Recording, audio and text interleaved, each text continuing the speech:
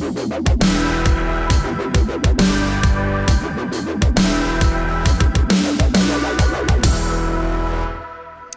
as you know, there's been a gigantic storm about what Donald Trump may or may not have said, and somebody said to me, "Hey, Bill, you really should check out Klavan's article on this."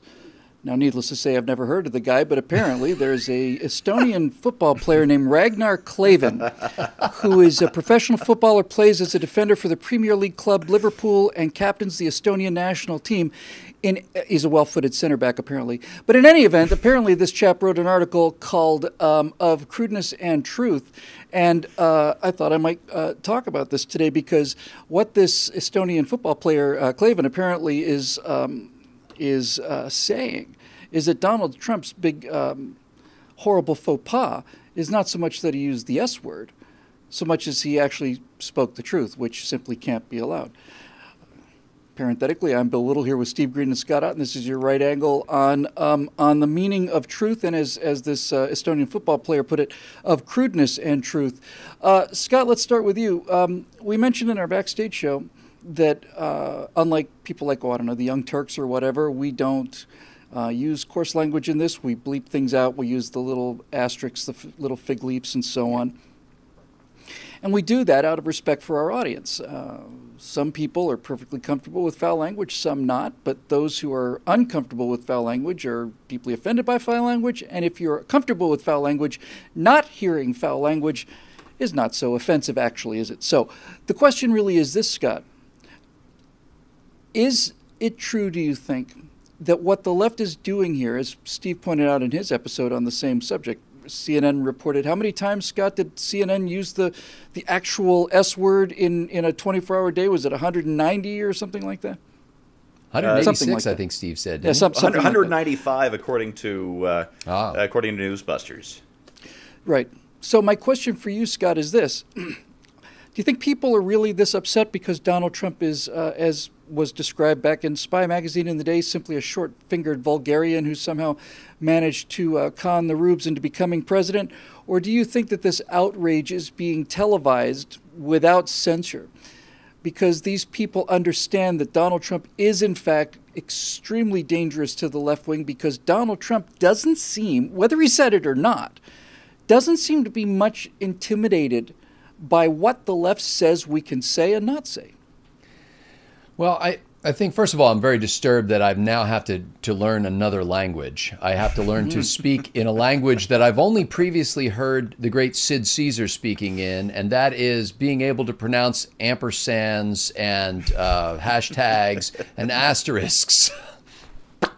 So It is like, it's gotten to that point where you can't conduct a discussion about contemporary political events without feeling like you're going to offend somebody, and that shouldn't be the case. But I do think you're correct about something. I think whether Donald Trump used that terminology that you've heard so many times on the news, or whether he said something else and conveyed the same effect, I think he's asking a blunt question that maybe the average person would ask, to say, hey, we're just going to let anybody come into this country? Now, I think that you need to have a debate over issues like that, but I don't think it's an unfair question to ask. Do we have any kind of standards from whence we accept new visitors or residents or citizens? It's a reasonable debate to have, and I think it stays in the stratosphere of the elitists and the aristocrats if you use nothing but diplomatic language to describe it. But once he popped out, threw down that Miller Lite terminology that the average guy in the average corner tavern might use, I think it brought the debate home for a lot of people. And I think that it's making people think in a positive way. So while I would not have chosen to discuss things that way, and I don't even know if the president chose to discuss things that way, I certainly do think that the media has an interest in advancing the notion that Donald Trump has essentially an 8th grade vocabulary and an 8th grade mind. What they don't realize is that most people kind of checked out after 8th grade anyway, as far as academia goes, and can connect and relate on that level, even some people who purportedly attended universities. But I want to come back to you on this, Scott, because again, I'm not so much worried about what he said or didn't say. Everybody knows what Nixon said, and Obama called Netanyahu chicken shit, Yeah. and so this whole getting the vapors about the language is obviously just a political ploy on the part of the left-wing news media. My bigger question to you is, do you think that whether they realize it or not, the outrage that they claim to be feeling is not that the president hurt people's feelings, but that the president actually spoke the truth and everybody knows it's the truth, and by speaking the truth without fear of consequences has broken the basic spell that the left has cast over America since Saul Alinsky was just a wee little communist? It was a right hook that connected. Yeah, I think that's what upsets them about it. It's that people, and frankly, ideally it will open an even larger conversation, not just about immigration, but about how we have relations with countries that treat their people so badly, that have such corrupt governments, that can't even seem to muster a decent municipal sewage system anywhere in the country. This should raise, as it has rightfully so, questions about the Clinton Foundation and their $6 billion so-called rescue of Haiti. I mean, why is a word like that even able in this day to be used about Haiti, given all the efforts that were poured into the Clinton Foundation's rescue effort there? So, yeah, I think it hurts the left-wing media because it rings true. I think it also hurts them because it connects. And I think they fear more than anything that we'll start raising questions about some left-wing dictators that they've been treating as, with hands off and sacrosanct. Steve, this is the issue, and this is the problem for the left. The left has basically made it clear through the pop culture that, number one, if you don't want to bake a cake for gay people, your life will be destroyed. And secondly, there are things that you simply cannot say. One of them is that one thing or anything is better than something else. If you say that something is better than anything else, then you're implying that something is in fact better than something else. And if there are qualifications and different levels of quality, then all of a sudden you start to have a question about merit and reward, and all the rest of this left-wing stuff comes crashing down to the ground. So I think that the real question here is this. Donald Trump, again, we have to say this because this is how ridiculous the whole thing is. We don't even know if he said it, number one. And number two, if he did say it and said it behind doors, closed doors, I don't care. Of course people speak that way. Of course they do. So the question is this.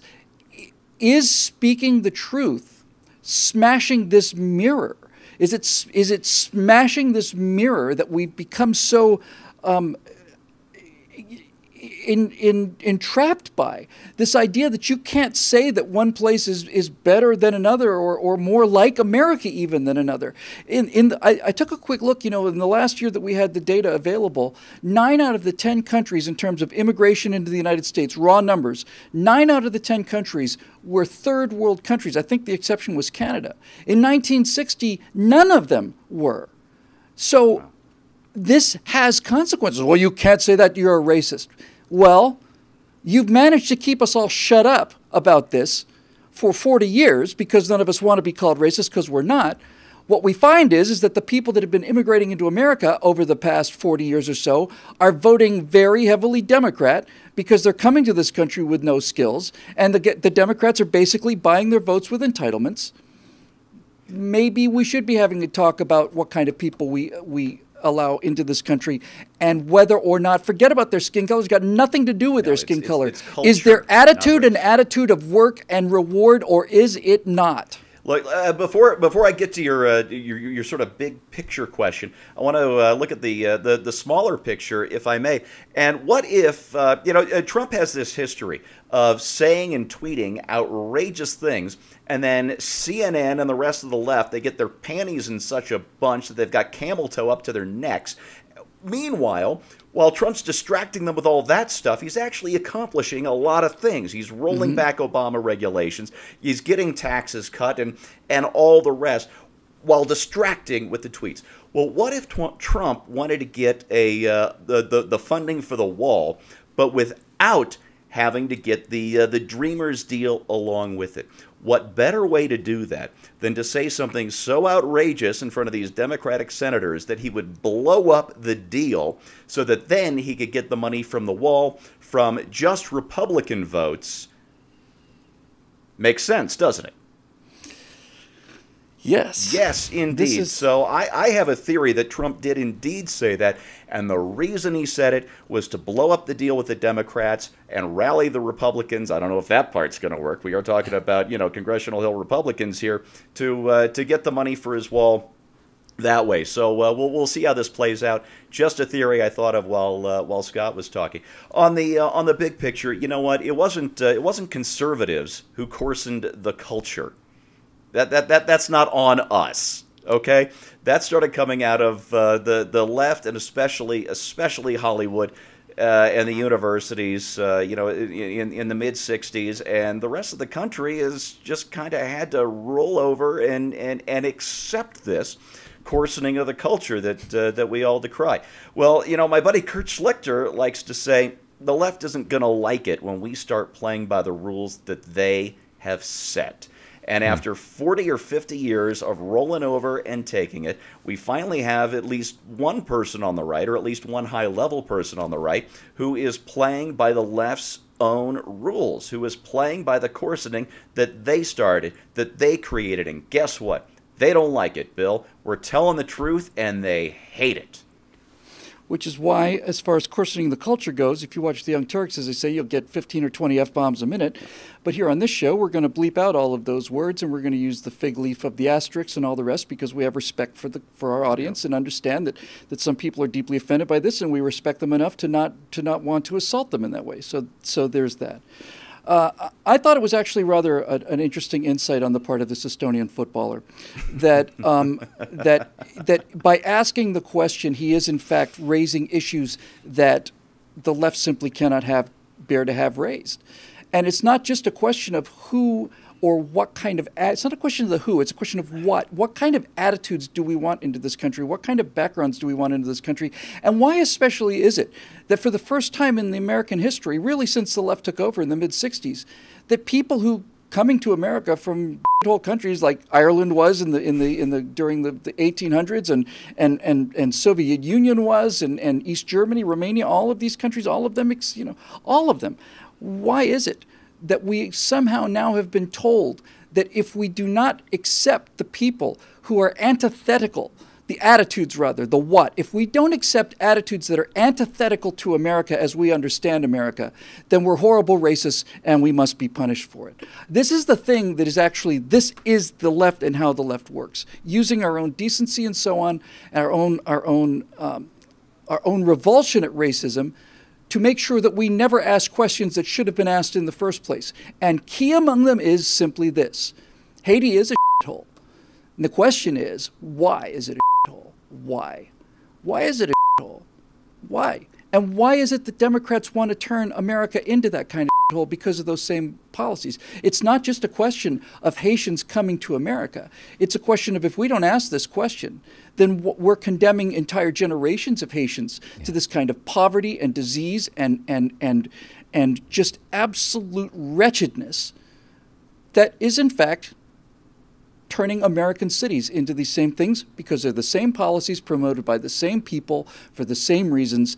They're buying their votes because they'd rather rule over the ruins than have a part in success both here, in America, and in other places overseas as well. Shame on them, these horrible, wretched, horrible people who condemn people to living lives of eternal existence in holes like Haiti or also in Baltimore and Chicago or whatever else their miserable ideas have taken root. We have to have the courage to talk about what a problem is because we can't solve a problem until we have the guts to at least acknowledge what the problem is. So there you go. We'll be back next week with your Right Angle Show. We don't pull any punches here, and that's because we don't work for anybody but you. This show is driven by the paying members at BillWhittle.com, and if you want to hear an honest conversation about things, even if you don't agree with them, we sure would love to have you as a member. So that'll do it for this week. We'll see you next week on Right Angle.